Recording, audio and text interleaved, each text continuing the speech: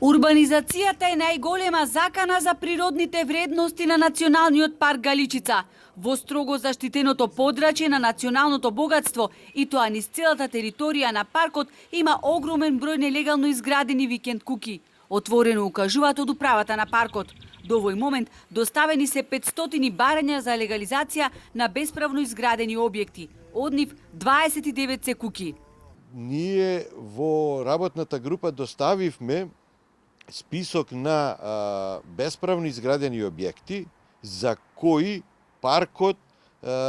за паркот се приоритетни за рушење. Бидејќи се наоѓаат во зона за активно управување или зона за строга заштита. Дури и во зоната за строга заштита има бесправно изградени објекти. Голем дел од сите тие дивоградби се и цели куќи за дали за туризам или за живење, така што тие се градени во подолг временски период. Може би е постапено, може би инспекторите напишале некој акт и констатирале дека тоа е дивоградба, меѓутоа понатака оние што одлучуваат за тоа, судските органи не си ги извршиле своите должности, не е постапено. Значи повеќе фактори се тука, некои може би и намерно не се констатирани.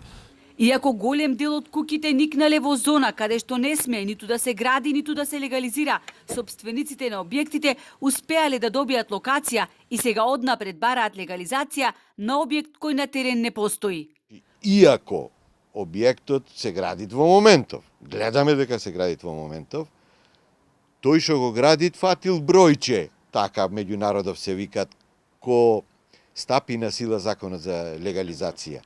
Како го добил бројчето, не знам, нек се думет институциите на системот. Како било возможно да земит бројче, а немат, во моментот немало изграден објект.